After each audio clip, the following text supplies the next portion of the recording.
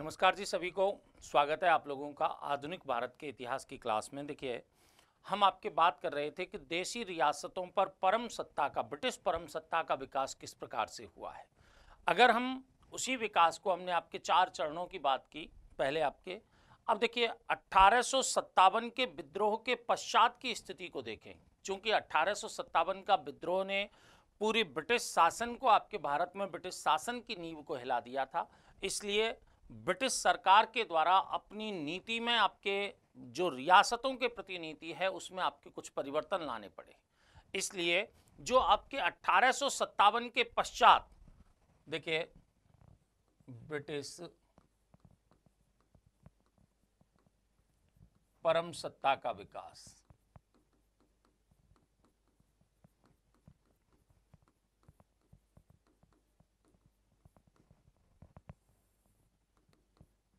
British परम सत्ता का विकास, इसके अंतर्गत हम देख रहे थे कि 1857 के पश्चात अधीनस्थ संघ एवं सहयोग की नीति सरकार के द्वारा लाई गई। अधीनस्थ संघ एवं सहयोग की नीति,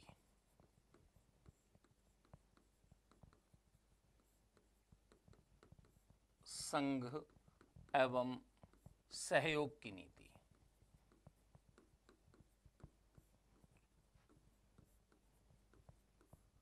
जो कि 1858 से लेकर के 1935 ईस्वी तक, 1935 ईस्वी तक कार्य करती है।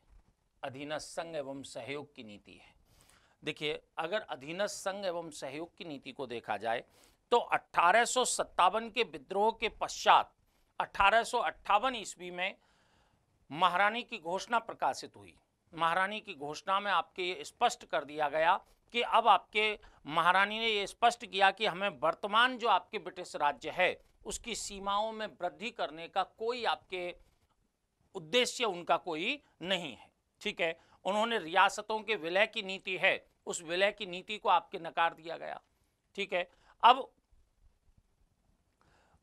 महारानी के द्वारा अपनी घोषणा में यह स्पष्ट कर दिया गया कि वो राज्यों की सीमाओं में किसी भी प्रकार का अतिक्रमण नहीं करेंगे, ना देशी रियासतों का विलय आपके उनके द्वारा किया जाएगा। ठीक है, तो रियासतों के विलय की नीति को नकार दिया गया। साथ में आपके यह स्पष्ट कर दिया गया कि ब्रिटिश सरकार का अपनी सीमाओं में वृद्धि का या आपके दूसरी रियासतों की सीमाओं के अतिक्रमण का कोई उद्देश्य यहाँ पर नहीं है। इस महारानी की घोषणा को उद्घाटित करने के लिए, देशी राजाओं के समक्ष आपके इसको सुनाने के लिए 1858 ईस्वी में ही तत्कालीन गवर्नर जनरल जो कैनिंग थे, जो आपके महारानी की घोषणा के पश्चात वायसराय के नाम से जाने जाने लगे, ठीक है, कैनिंग के द्वारा इलाहाबाद दरबार का आयोजन किया गया और उस इलाहाबाद दरबार में देशी राजाओं के सम्मुख इस घोषणा को प्रकाशित किया। तो देखिए, पहला काम तो क्या हुआ इसमें, 1858 ईस्वी में महारानी की घोषणा, महारानी की घोषणा, और महारानी की घोषणा में आपके रियासतों के विलय की नीति से इनकार, रियासतों के विलय की नीति से इनकार, रियासतों के विलय की नीति से इनकार कर दिया जाता है कि हम आपके अब ब्रिटिश सरकार की जो सीमाएं हैं उन सीमाओं में किसी भी प्रकार की कोई वृद्धि नहीं करेंगे। ठीक है, और आपके ये भी कह दिया गया कि चाहे हिंदू राजा हो चाहे कोई मुसलमान राजा हो, सभी को अपने धर्मानुसार आपके गोद लेने का, बच्चे गोद लेने का अधिकार रहेगा। केवल उत्तराधिकारी का जब चयन वो करेंगे तो इसकी अनुमति आपके ब्रिटिश सरकार से लेनी होगी। ठीक है, उत्तराधिकारी के आपके चयन के लिए ब्रिटिश सरकार अनुमति देगा, जिससे आपके उनकी पराधीनता सूचित होती रहे। ठीक है, अब इसी आपके दरबार को, इसी जो घोषणा है, इसी घोषणा को 1858 ईस्वी में, उस समय आपके वायसराय कौन थे, यहां पर गवर्नर जनरल कौन थे, कैनिंग। कैनिंग के द्वारा आपके इसी घोषणा को कौन से दरबार में, इलाहाबाद दरबार में, इलाहाबाद दरबार का आयोजन किया कैनिंग के द्वारा, और इलाहाबाद दरबार का आयोजन करके इस दरबार में महारानी की घोषणा को देशी राजाओं के सम्मुख आपके सुनाया गया, घोषित किया गया और यह बताया गया कि इंग्लैंड का क्राउन ही अब भारत की निर्विवाद और सर्वोच्च सत्ता है। इंग्लैंड का, इसमें क्या बताया इन्होंने, इंग्लैंड का क्राउन, इंग्लैंड का क्राउन भारत की निर्विवाद एवं सर्वोच्च सत्ता है।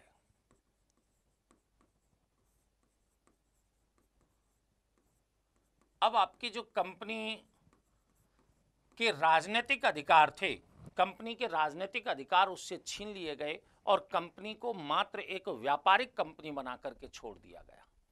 गवर्नर जनरल जो भारत का हुआ करता था, उस गवर्नर जनरल का पदनाम बदल करके भी उसे वायसराय कर दिया गया। क्या नाम कर दिया गया, वायसराय कर दिया गया कि भाई उसका पदनाम क्या रहेगा, वायसराय रहेगा। ठीक है, और प्रथम वायसराय के रूप में किसको नियुक्त कर दिया गया, कैनिंग को नियुक्त कर दिया गया। ये क्या बने हैं, इसके प्रथम वायसराय बने।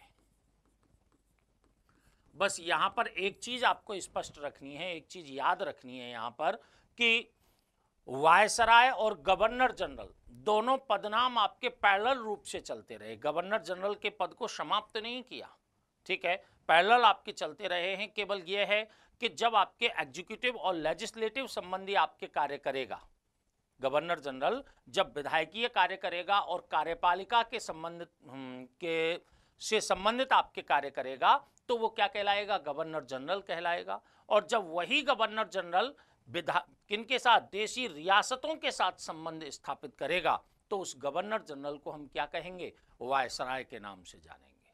ठीक है, तो एक व्यक्ति दो पदनाम, वायसराय भी और गवर्नर जनरल भी, वायसराय भी और गवर्नर जनरल भी। 1862 ईस्वी में आपके ये जो घोषणा है, ये जो वायसराय कैनिंग के द्वारा आपके की गई थी, ये 1862 ईस्वी में की गई थी कैनिंग के द्वारा।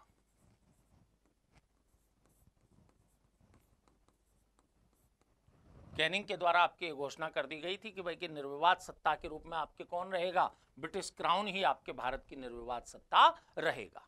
अब देखिए, अब यहां पर गवर्नर जनरलों को समय समय पर आपके गवर्नर जनरलों के द्वारा समय समय पर यह स्पष्ट कर दिया गया था कि किसी भी रियासत का अगर कुशासन किसी रियासत में व्याप्त है तो कुशासन के आधार पर आपके उस रियासत का विलय अंग्रेजी साम्राज्य में किया जा सकेगा, ये स्पष्ट कर दिया था। यहां तो हमने आपके क्या कहा कि महारानी की घोषणा में रियासतों के विलय की नीति से इनकार कर दिया गया, लेकिन गवर्नर जनरलों के द्वारा समय समय पर वायसराय ने आपके समय समय पर यह घोषणा कर करके ये स्पष्ट कर दिया था कि यदि किसी रियासत में कुशासन होगा तो कुशासन के आधार पर हम रियासत का विलय आपके ब्रिटिश साम्राज्य में कर सकते हैं।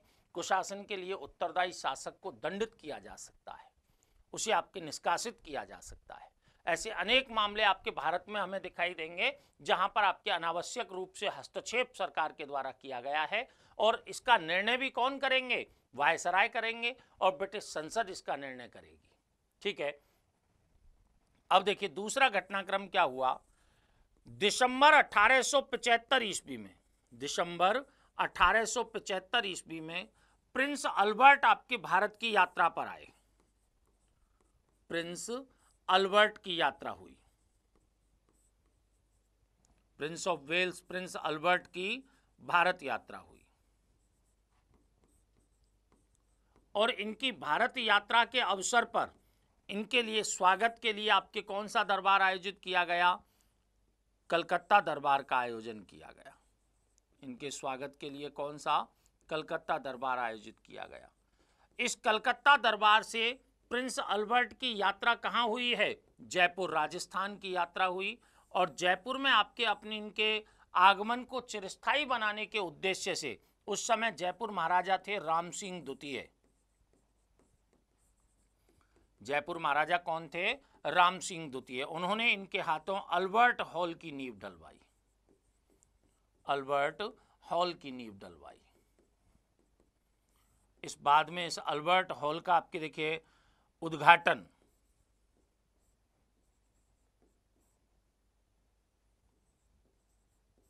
देखिए अल्बर्ट हॉल की नींव आपके किन के द्वारा, प्रिंस अल्बर्ट के द्वारा डाली गई है, लेकिन इसका उद्घाटन सर एडवर्ड ब्रैडफोर्ड के द्वारा किया गया।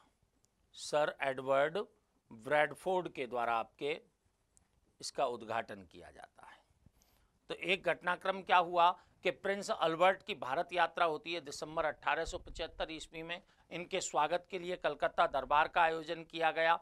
कलकत्ता दरबार से ये कहाँ पर आए, राजस्थान जयपुर यात्रा पर आए। वहाँ पर आपके महाराजा राम सिंह द्वितीय के द्वारा इनके आगमन की याद को चिरस्थायी बनाने के उद्देश्य से इनसे अल्बर्ट हॉल की नींव डलवाई, जो आपके उद्घाटन जिसका प्रिंस ऑफ वेल्स आपके सर एडवर्ड ब्रैडफोर्ड के द्वारा किया जाता है। यही प्रिंस जो अल्बर्ट हैं ये एडवर्ड सप्तम के नाम से गद्दी पर बैठते हैं कालांतर में। अब नेक्स्ट देखिए,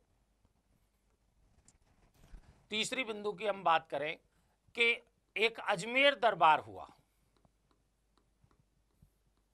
अजमेर दरबार है, हालांकि 1870 ईस्वी में। अजमेर दरबार कब आयोजित हुआ है, 1870 ईस्वी में। अब अजमेर दरबार आपके क्यों हुआ कि वायसराय मेयो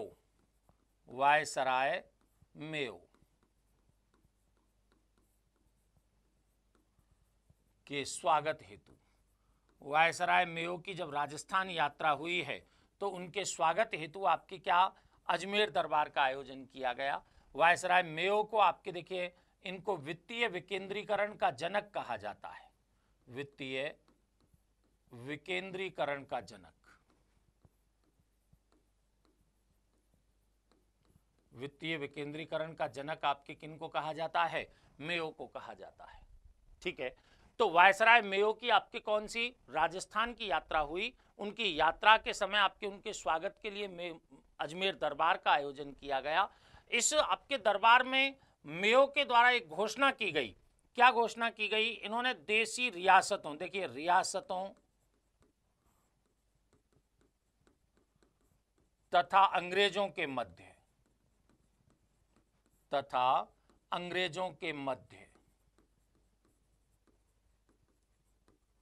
उपस्थित सांस्कृतिक खाई को पाटने के उद्देश्य से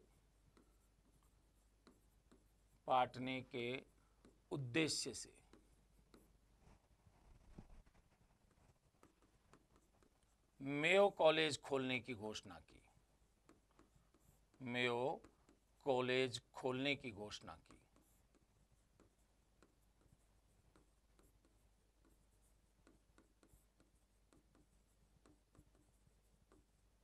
मेयो कॉलेज खोलने की घोषणा की है। यह कॉलेज आपके 1875 ईस्वी में जाकर के स्थापित होता है। कॉलेज है कब, 1875 ईस्वी में जाकर स्थापित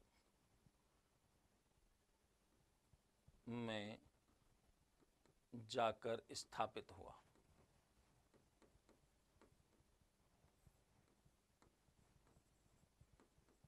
अठारह में जाकर के आपके कौन सा मेयो कॉलेज आपके स्थापित होता है, जिसके अब देखिए यहां पर आपके जो मेयो कॉलेज की स्थापना होती है तो मेयो जो वायसराय मेयो हैं जो कि यहाँ की यात्रा पर आए थे उनके द्वारा रियासतों के साथ संबंधों में ये स्पष्ट कर दिया जाता है।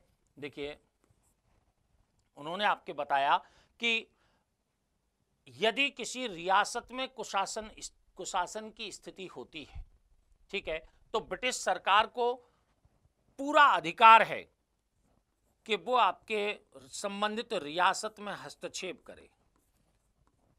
रियासतों तथा अंग्रेजों के मध्य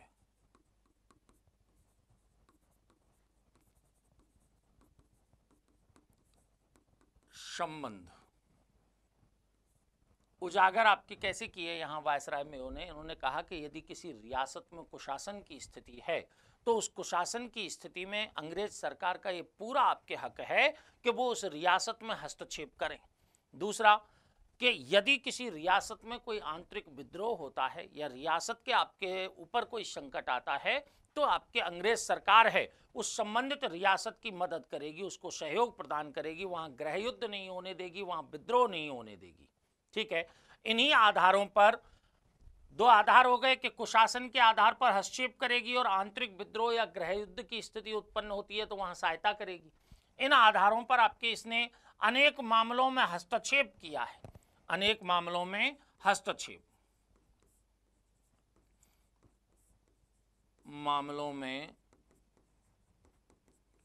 हस्तक्षेप किया।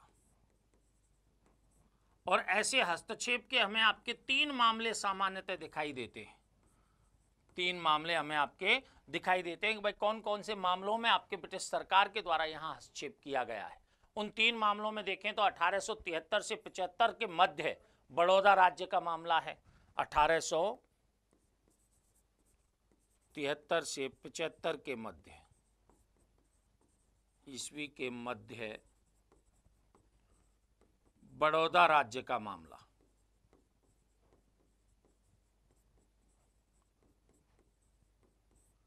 जिसमें आपके ब्रिटिश सरकार के द्वारा हस्तक्षेप किया गया। दूसरी बात हम यहीं पर करें कि 1891-92 ईस्वी में आपके मणिपुर राज्य के मामले में हस्तक्षेप किया गया है। 1891-92 ईस्वी में मणिपुर राज्य के मामले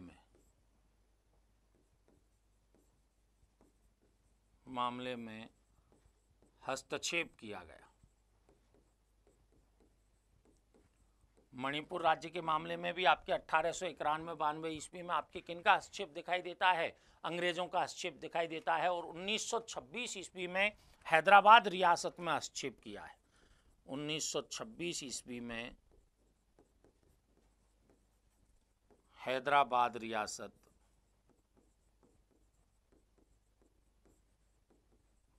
में हस्तक्षेप।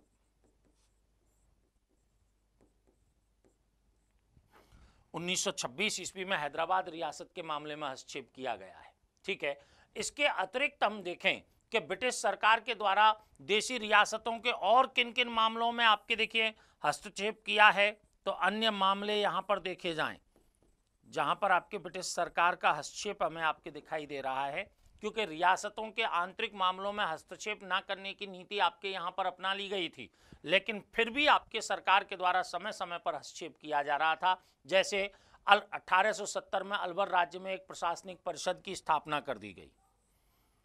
1870 ईस्वी में अलवर में एक प्रशासनिक परिषद की स्थापना।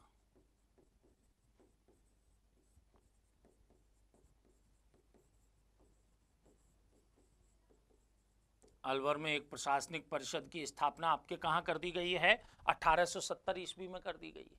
ठीक है। दूसरा अगर हम यहां पर मामला देखें कि भाई और कहां पर हस्तक्षेप कर रहे हैं, कि 1884 ईस्वी में कश्मीर में ब्रिटिश रेजिडेंट की नियुक्ति कर दी जाती है। 1884 ईस्वी में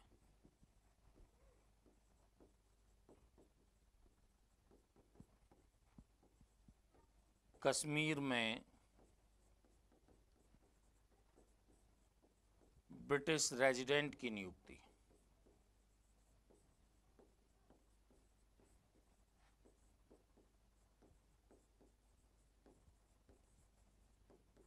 कर दी जाती है। ठीक है। ये कुछ मामले कैसे मामले दिखाई दे रहे हैं हमें? ये मामले ऐसे दिखाई दे रहे हैं कि जब ब्रिटिश सरकार के द्वारा रियासतों के आंतरिक मामलों में हस्तक्षेप न करने की नीति का अनुसरण किया था, लेकिन फिर भी गवर्नर जनरल्स या वायसराय के द्वारा समय समय पर आपके ये घोषणा करके कि भाई हम ऐसा है कि अगर किसी रियासत में कुशासन की स्थिति है तो ब्रिटिश सरकार उसमें हस्तक्षेप करेगी, यहां तक कि उसका विलय भी किया जा सकता है। और दूसरा आपके मेयो ने तो ये स्पष्ट कर दिया था कि भाई ऐसा है कि अगर किसी रियासत में विद्रोह होता है, गृह युद्ध की स्थिति पनपती है, तो ब्रिटिश सरकार उस राज्य की सुरक्षा के लिए भी कार्य करेगी। ठीक है। लेकिन उसमें हस्तक्षेप का मौका किसी भी स्तर पर छोड़ेगी नहीं। ठीक है। और उन्हीं का परिणाम था कि समय समय पर हमें ऐसे मामले आपके यहां पर दिखाई देने लगे जिनमें आपके ब्रिटिश सरकार के द्वारा अपनी सर्वोच्चता को जाहिर करने का प्रयास किया गया कि भाई परम सत्ता या सुप्रीम पावर आपकी किसके पास है? ब्रिटिश सरकार के पास ही है। हमने बताया कि कैनिंग ने 1862 ईस्वी में ही आपकी इस तरह की घोषणा कर दी थी कि भारत की एकमात्र सर्वोच्च और निर्विवाद सत्ता इंग्लैंड का क्राउन ही रहेगा। ब्रिटिश महारानी ही आपके इंग्लैंड भारत की सर्वोच्च सत्ता के रूप में रहेगी, ये स्पष्ट कर दिया गया था। नेक्स्ट हम देखें, इसी आपके चरण में और क्या घटनाक्रम घटित होता है कि 1876 ईस्वी में 1876 ईस्वी में एक रॉयल टाइटल एक्ट आपके पारित किया गया। रॉयल टाइटल एक्ट आपके पारित किया गया।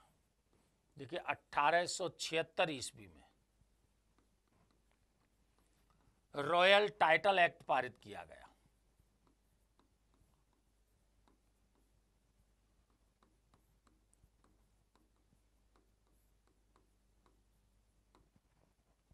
रॉयल टाइटल एक्ट पारित किया गया।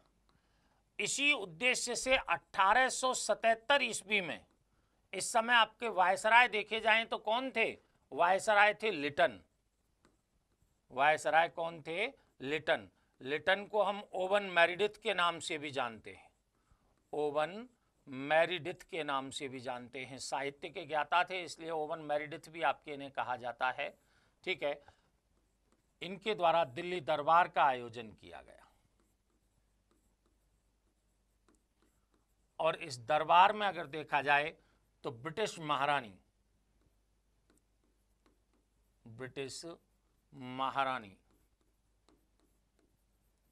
विक्टोरिया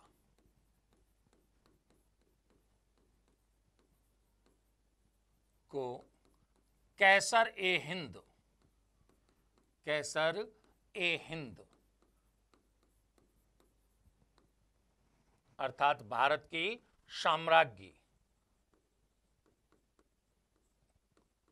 भारत की साम्राज्ञी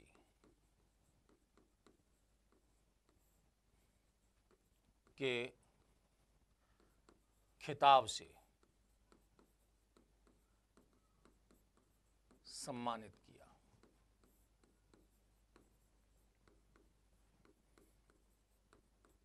भारत की साम्राज्ञी के खिताब से सम्मानित किया। ठीक है, अब देखिए भारत की साम्राज्ञी के रूप में ब्रिटिश महारानी के आपकी ये खिताब दे दिया गया रॉयल टाइटल एक्ट के तहत। इन्हीं आपके साम्राज्ञी के सलाहकार के रूप में किन्हें नियुक्त किया गया है? साम्राज्ञी का सलाहकार नियुक्त किया गया था महाराजा राम सिंह द्वितीय को। महाराजा राम सिंह द्वितीय को, महाराजा राम सिंह द्वितीय को काउंसिल टू द एम्प्रेस या साम्राज्ञी का सलाहकार यहां पर नियुक्त कर दिया गया। अब देखिए, जिस समय इस दिल्ली दरबार का आयोजन हुआ उस समय संपूर्ण भारत अकालग्रस्त था, सब जगह त्राहिमाम फैला हुआ था।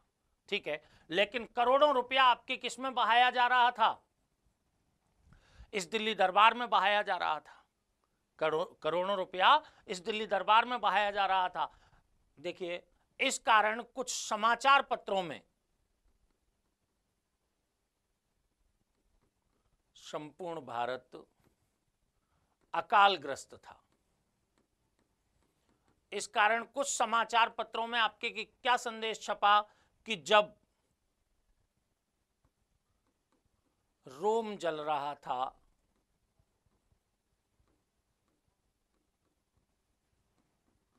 तब नीरो वंशी बजा रहा था। नीरो वंशी बजा रहा था।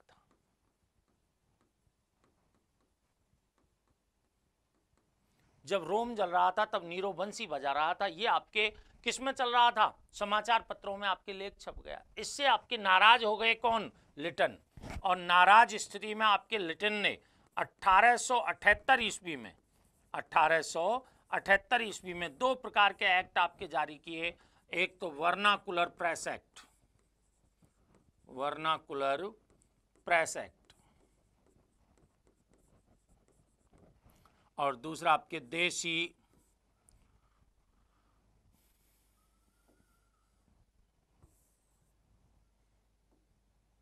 एक भारतीय शस्त्र अधिनियम, भारतीय शस्त्र अधिनियम। वर्नाकुलर प्रेस एक्ट जारी करके इसने जो देशी समाचार पत्र थे उन पर प्रतिबंध आरोपित कर दिया और आपके भारतीय शस्त्र अधिनियम के माध्यम से भारतीयों के जो हथियार रखने का अधिकार है उसको भी प्रतिबंधित कर दिया जाता है। किन के द्वारा? ब्रिटिश सरकार के द्वारा या फिर लॉर्ड लिटन ने आपके इन अधिनियमों के जरिए। ठीक है, तो यहां पर भी आपके हस्तक्षेप के मामले हमें दिखाई देने लग गए। ठीक है, अब 1902 ईस्वी में एक और हम आपके यहां पर घटनाक्रम देखें कि 1902 ईस्वी में प्रिंस अल्बर्ट एडवर्ड सप्तम के नाम से गद्दी पर बैठे। देखिए, पांचवी घटना आपके यहां पर देखते हैं। 1902 ईस्वी में एडवर्ड सप्तम का राज्याभिषेक समारोह हुआ। एडवर्ड सप्तम का राज्याभिषेक समारोह हुआ। इस समारोह में हिस्सा लेने के लिए जयपुर महाराजा माधो सिंह सेकंड गंगाजल लेकर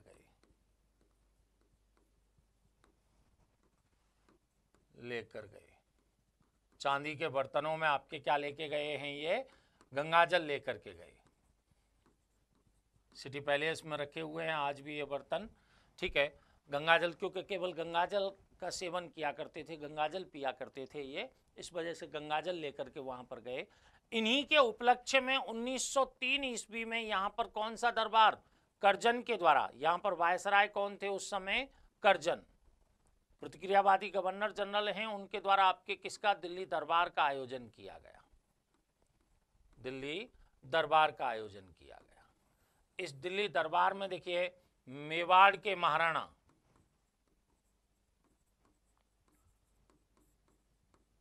महाराणा फतेह सिंह ने हिस्सा नहीं लिया। क्यों नहीं लिया? क्योंकि आपके केसरी सिंह बारहट के द्वारा अपना चेतावनी राज चुंगटिया भेज करके आपके महाराणा फतेह सिंह को इस दरबार में शामिल होने से रोका कि भाई मेवाड़ के शासकों की ऐसी परंपरा नहीं रही है कि वो आपके दूसरों के दरबार में जाकर के ढोक दें। ठीक है, इसलिए आपको इस दरबार में नहीं जाना चाहिए। ऐसे आपके चेतावनी राज चुंगटिया एक भेज करके महाराणा फतेह सिंह को उस दरबार में शामिल होने से रोक दिया। किन्होंने? केसरी सिंह बारहट ने। उस चेतावनी राज चुंगटिया में 13 सोरठे थे। इस दरबार में देखा जाए तो वायसराय कर्जन के द्वारा देशी राजाओं को भी आपके इस समय फटकार पिलाई। ठीक है, देशी राजाओं के आपके विदेश भ्रमण की निंदा की कि भाई वो विदेशों में भ्रमण करके जनता के पैसे को खर्च ना करके जनता के कल्याण के लिए कार्य करें। ठीक है, यहाँ पर आपके कर्जन ने अपनी परम सत्ता का आपके यहाँ पर उपयोग करते हुए देशी राजाओं को फटकार भी पिलाई जाती है। किसमें? दिल्ली दरबार आपके जो 1903 ईस्वी का रहा है। ठीक है, अब 1911 ईस्वी में ब्रिटिश सम्राट थे जॉर्ज पंचम और महारानी मैरी। ब्रिटिश सम्राट आपके कौन हैं? जॉर्ज पंचम और महारानी मैरी। जॉर्ज पंचम और महारानी मैरी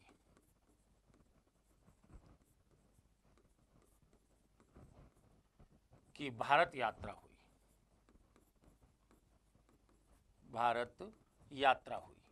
अब इस यात्रा के लिए आपके क्या किया गया? इनके स्वागत के लिए दिल्ली दरबार का आयोजन किया गया। स्वागत हेतु आपके किसका? दिल्ली दरबार का आयोजन किया गया। इस दिल्ली दरबार में देखें तो ब्रिटिश सम्राट ने बंगाल विभाजन को रद्द कर दिया। बंगाल विभाजन को रद्द किया। बंगाल विभाजन को किसके द्वारा रद्द कर दिया गया? ब्रिटिश सम्राट के द्वारा रद्द कर दिया गया। और कलकत्ता से दिल्ली राजधानी स्थानांतरण की घोषणा की। आगे हम बात करेंगे आपके इसकी कि कलकत्ता से आपके दिल्ली राजधानी स्थानांतरण की घोषणा आपके किसके द्वारा की गई है, सम्राट जॉर्ज पंचम के द्वारा की गई है। अब इसका प्रभाव आपके क्या पड़ा कि 23 दिसंबर 1912 ईस्वी को ये राजधानी जब स्थानांतरण होता है तो हार्डिंग बमकांड होता है। क्रांतिकारी घटनाओं में इसकी हम चर्चा करेंगे कि हार्डिंग बमकांड आपके यहाँ पर संपन्न होता है। यहाँ से आपके महारानी मैरी यहाँ से कहाँ की यात्रा पर आई, ये पुष्कर यात्रा पर, पुष्कर यात्रा पर। और इस समय आपके इन्होंने एक जनाना घाट का निर्माण करवाया।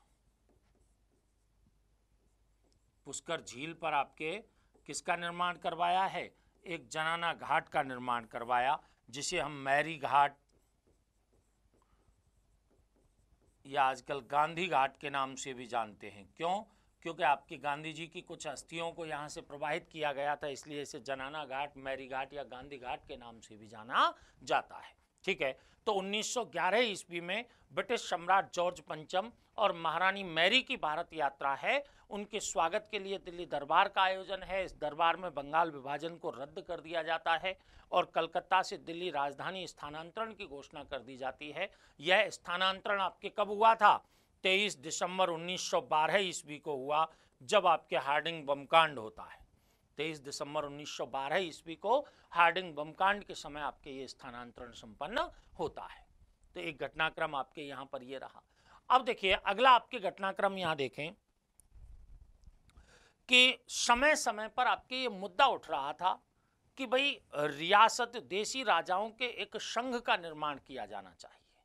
अगर इस मुद्दे को हम देखें तो 1917 ईस्वी में जब महाराजा गंगा सिंह युद्ध मंत्रिमंडल की बैठक से भाग लेकर के लौट रहे थे, उस समय ऑस्टिन चैम्बरलिन जो भारत सचिव थे उस समय, उन्होंने महाराजा गंगा सिंह से इस बात के लिए कहा भी था कि भाई आप देशी राजाओं की समस्याओं को लिख करके अपने लिए भेजें और भारत के लिए आपके क्या करना चाहिए उसको भी आपके वो एक पत्र के माध्यम से हमें सूचित करें कि भाई क्या क्या हमें करने चाहिए सुधार। तब महाराजा गंगा सिंह ने एक नोट तैयार किया, एक लेख तैयार किया और उसे ऑस्टिन चैम्बरलिन को भेजा, जिसमें उन्होंने कहा था कि भाई कि देशी राजाओं के एक संघ का निर्माण किया जाना चाहिए, सुझाव दिया था। 1919 का जो भारत परिषद अधिनियम आया, ठीक है, 1919 का जो अधिनियम आया है, उस 1919 के अधिनियम में भी आपके ये बात आपके कही गई थी कि भाई देशी राजाओं के एक संघ का निर्माण किया जाना चाहिए, जिस पर रहते हुए आपके देशी रियासतें अपनी समस्याओं को, अपनी जो चुनौतियां हैं उनको आपके किसके ब्रिटिश सरकार के सम्मुख रख सकें, आपके एक मंच से आपके रखी जा सके। उसी उपबंध की अनुपालना में 1921 ईस्वी में किसका गठन कर दिया गया, नरेंद्र मंडल का गठन कर दिया गया। तो देखिएगा, चैम्बर ऑफ प्रिंसेस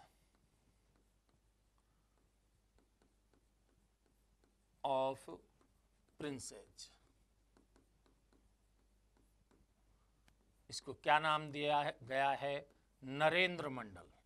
ये नरेंद्र मंडल नाम आपके इसे अलवर महाराजा जयसिंह के द्वारा दिया गया है। अलवर महाराजा जयसिंह हिंदी के बहुत बड़े हिमायती थे, द्वारा दिया नाम। अलवर महाराजा जयसिंह आपके हिंदी के बहुत बड़े हिमायती थे, उन्होंने आपके चैम्बर ऑफ प्रिंसेस को क्या नाम दिया था, नरेंद्र मंडल नाम दिया था। ठीक है, इस नरेंद्र मंडल की देखिए स्थापना 1921 ईस्वी, उद्घाटन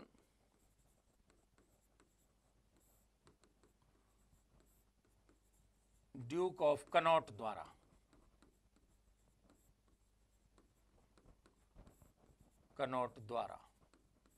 कहां पर किया गया है, लाल किला दिल्ली,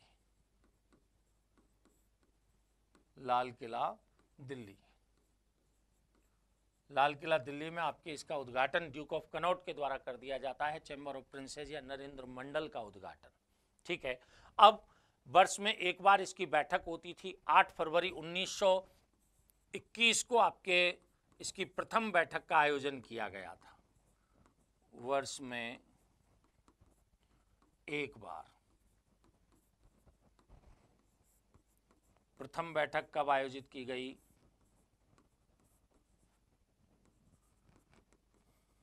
8 फरवरी 1921 ईस्वी को आयोजित की गई। इस बैठक की अध्यक्षता करते थे वायसराय। बैठक की अध्यक्षता आपके किसके द्वारा की जाती थी? कि भाई वायसराय के द्वारा आपके इसकी अध्यक्षता की जाती थी। ठीक है।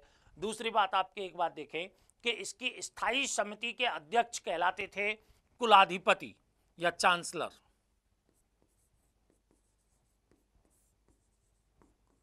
स्थायी समिति के अध्यक्ष कुलाधिपति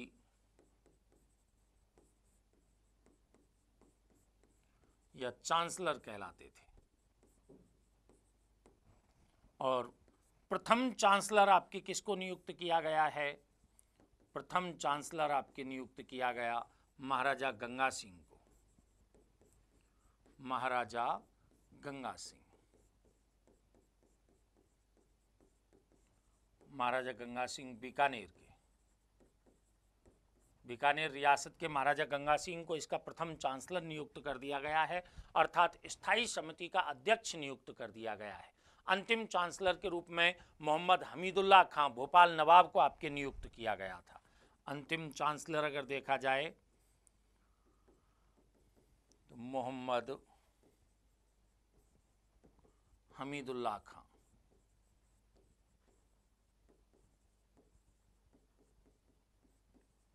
भोपाल नवाब।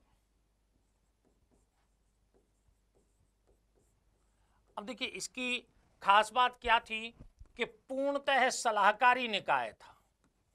पूर्णतः सलाहकारी निकाय था। इसके द्वारा आपके दी गई कोई भी सलाह सरकार पर बाध्यकारी सलाह के रूप में कार्य नहीं करती थी। पूर्णतः सलाहकारी निकाय था। इसकी अंतिम बैठक देखें तो वायसराय माउंटबेटन की अध्यक्षता में होती है। ठीक है, जुलाई 1947 ईस्वी में। उस समय आपके वायसराय माउंटबेटन के द्वारा ये स्पष्ट कर दिया जाता है देशी रियासतों के सम्मुख कि उन्हें भारत या पाकिस्तान नामक किसी न किसी डोमिनियन का हिस्सा बनना ही होगा। क्यों? क्योंकि आपके उनका स्वतंत्र अस्तित्व संभव नहीं है। ठीक है, ये स्पष्ट कर दिया जाता है। तो इस तरह एक नरेंद्र मंडल जैसी एक संस्था का गठन यहाँ पर आपके किया गया था। वायसराय इसकी अध्यक्षता किया करता था। वायसराय अगर अनुपस्थित है तो कौन अध्यक्षता करेगा? कुलाधिपति या चांसलर इसकी अध्यक्षता करता था। कुलाधिपति या चांसलर के रूप में आपके फर्स्ट चांसलर महाराजा गंगा सिंह बीकानेर को बनाया गया। अंतिम आपके मोहम्मद हमीदुल्लाह खां भोपाल के नवाब थे, उनको आपके यहाँ पर अध्यक्ष बनाया जाता है। अब देखिए, अभी तक ये चल रहा था मुद्दा कि भाई देशी रियासतों पर ब्रिटिश परमसत्ता किस सीमा तक है, इसको स्पष्ट किया जाए। ठीक है, लेकिन इस पर कोई भी कार्यवाही नहीं की गई थी। इस कारण एक देशी रियासत संबंध समिति की स्थापना की गई। देशी रियासत संबंध समिति की स्थापना की गई। समिति, इसको हम आपके बटलर कमेटी के नाम से जानते हैं। बटलर कमेटी के नाम से जानते हैं। ठीक है, 1927 ईस्वी में गठित।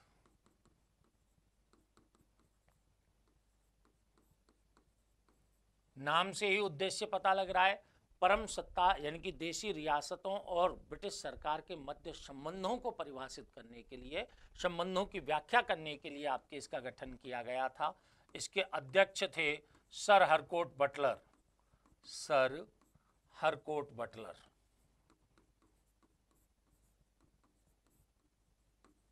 और इसके दो सदस्य के रूप में रहे। सदस्य आपके कितने? दो थे। एक तो थे सिडने पील, सिडने पील, और एक थे W.S. होल्ड्सवर्थ। W.S. होल्ड्सवर्थ, ये आपके इसके दो सदस्य के रूप में थे, सिडने पील और आपके W.S. होल्ड्सवर्थ। अब यहां पर देखिए 2 सदस्य आपके इसके हैं। इस कमेटी के समक्ष अगर देखा जाए कि भाई देशी रियासतों का मत, इस कमेटी के समक्ष देशी रियासतों का मत सर वेस्ली स्कॉट के द्वारा रखा गया। सर वेस्ली स्कॉट के द्वारा रखा जाता है।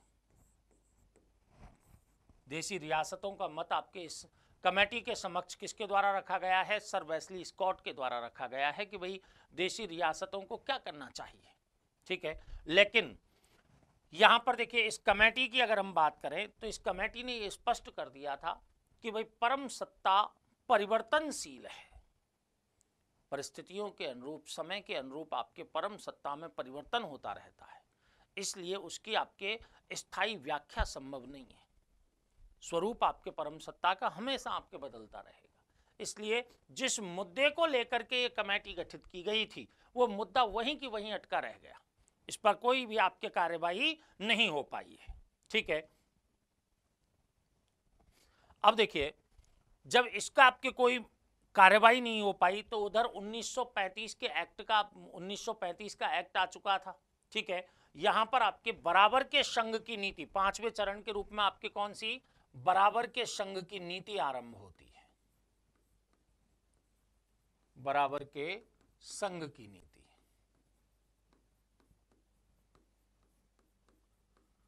1935 से लेकर के 1947 के मध्य। देखिए ब्रिटिश सरकार देशी राजाओं का प्रत्येक स्तर पर सहयोग प्राप्त करने की इच्छुक थी कि भाई देशी राजाओं का हमेशा हमको सहयोग प्राप्त होना चाहिए। इसी उद्देश्य के लिए जब आपके गोलमेज सम्मेलनों का लंदन में आयोजन किया गया, ठीक है, तो उन गोलमेज सम्मेलनों में रियासतों के राजाओं को भी आमंत्रित किया गया और उन्हें बराबर की स्थिति यहां पर प्रदान की गई। इसलिए हम आपके कह रहे हैं ना बराबर के संघ की नीति। ठीक है, अब गोलमेज सम्मेलनों में देशी राजाओं को स्थान दिया गया। जैसे प्रथम गोलमेज सम्मेलन में देखा जाए तो बीकानेर के महाराजा गंगा सिंह हैं, अलवर के महाराजा जय सिंह हैं, धौलपुर महाराजा उदयभान सिंह हैं, ये आपके गए थे शामिल होने के लिए। महाराजा गंगा सिंह बीकानेर ने तो तीनों ही गोलमेज सम्मेलनों में हिस्सा लिया था। ठीक है, उधर देखें कि गोलमेज सम्मेलनों में जब वार्ताएं हुई तो उन वार्ताओं के परिणाम स्वरूप 1935 का भारत शासन अधिनियम सामने आया। ठीक है, भारत शासन अधिनियम में भारत के लिए एक संघ का विधान किया गया था कि भाई एक संघ का निर्माण किया जाएगा जिसमें आपके देशी रियासतें और कौन शामिल होंगी, देशी रियासतें शामिल होंगी और साथ में आपके उसमें जो ब्रिटिश भारतीय प्रांत हैं वो भी शामिल होंगे। ठीक है, लेकिन देशी रियासतों के ऊपर ये छोड़ दिया गया कि भाई कि उनकी इच्छा है कि वो संघ में शामिल होना चाहती हैं कि नहीं चाहती है।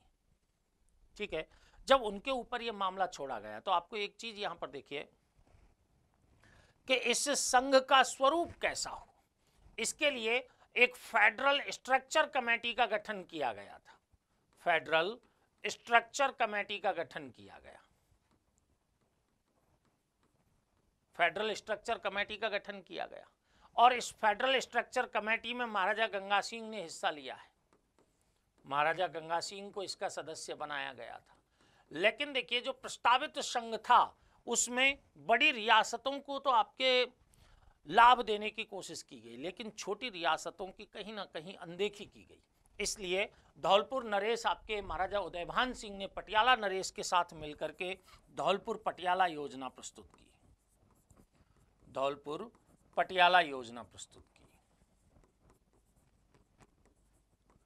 जिसमें आपके छोटी रियासतों के हितों पर भी आपके बल दिया गया था कि इन रियासतों की छोटी छोटी जो रियासतें हैं इनकी अनदेखी यहां पर नहीं की जा सकती।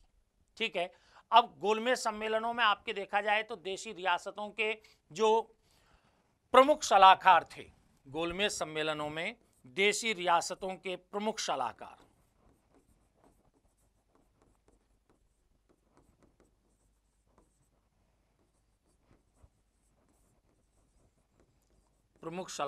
थे रसब्रुक विलियम्स।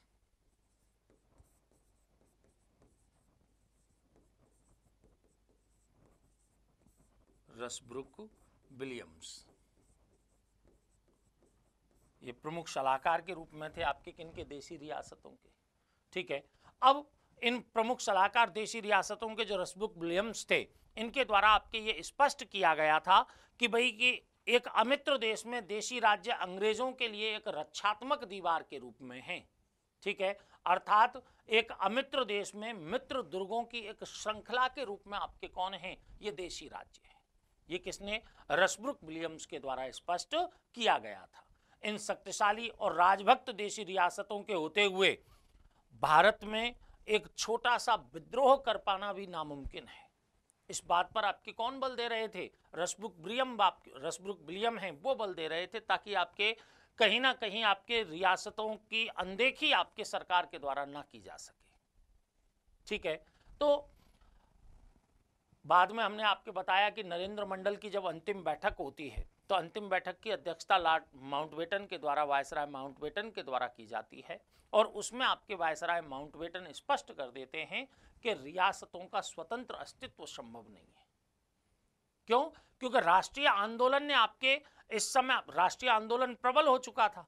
कैबिनेट मिशन की बात करें, कैबिनेट मिशन से पहले आपके क्रिप्स मिशन की बात करें, उससे कैबिनेट मिशन से पहले आपके शिमला समझौते की बात करें, चाहे भले ही, ठीक है, तो रियासतों के लिए वहां पर तो अधिकार देने की बात की जा रही थी। 1947 का जो भारतीय स्वतंत्रता अधिनियम है उसमें भी आपके ये बात कही गई थी कि भाई कि अगर कोई रियासत स्वतंत्र रहना चाहे तो उसके लिए हम अलग से संविधान दे देंगे। लेकिन फिर भी चूंकि नरेंद्र मंडल आपके कैसा था, एक सलाहकारी मंडल था, तो वहां आपके वायसराय ने आपके सलाह दे दी थी कि भाई रियासतों का स्वतंत्र अस्तित्व संभव नहीं है, उन्हें भारत या पाकिस्तान नामक किसी न किसी डोमिनियन का हिस्सा बनना ही होगा।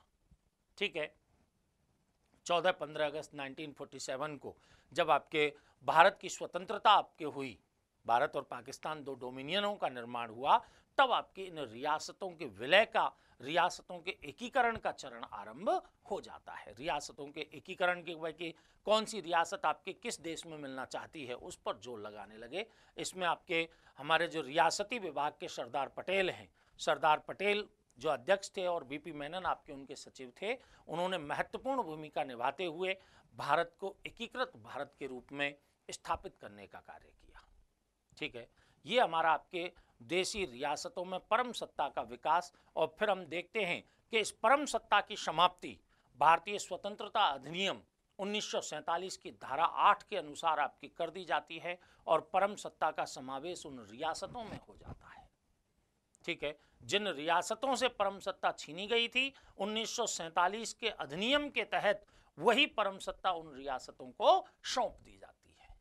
इस तरह हमारे आपके ब्रिटिश परम सत्ता का विकास या सर्वोच्च सत्ता की स्थापना यहाँ पर होती है।